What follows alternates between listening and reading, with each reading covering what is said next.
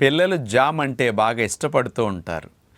అందరిళ్ళలో jam bottles కొనుక్కుని table మీద ఫ్రిడ్జ్లో పెట్టుకుని పిల్లలకి బ్రెడ్లోనో ఏవి తింటున్నా అన్నిట్లో వేసి పెడుతుంటారు పేరెంట్స్. పిల్లలకి జామ్ పెట్టడం అనేది చాలా చాలా హాని కలిగిస్తుంది. ఇమ్యూనిటీ డౌన్ అవటానికి, దంతాల ఇన్ఫెక్షన్స్కి, బాడీలో రకరకాలుగా ఇన్ఫ్లమేషన్స్ రావడానికి ఇది కారణం. 100 గ్రాముల జామ్ తీసుకుంటే 70 గ్రాముల పంచదారే ఉంటుందన్నమాట. మీ పిల్లలకి 20 గ్రాముల జామ్ ఒక ఆహారం ట్రిప్లో పెట్టారనుకోండి, 14 గ్రాముల చక్కెర వెళ్ళిపోయినట్టు అందులో. ఇందులో ఏముంటాయి? సల్ఫర్ డయాక్సైడ్ ఉంటుంది. ఇదేం చేస్తుంది? పోషకాలను మీ ఆహారాల్లో ఉన్న బిడ్డల లోపలికి వెళ్లకుండా, పోషకాలు ఒంటికి పట్టకుండా హాని కలిగిస్తాయి.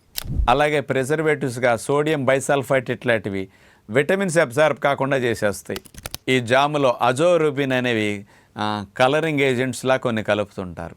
ఇటు కెమికల్స్తో పాటు ఎసిడిక్ నేచర్ జామ్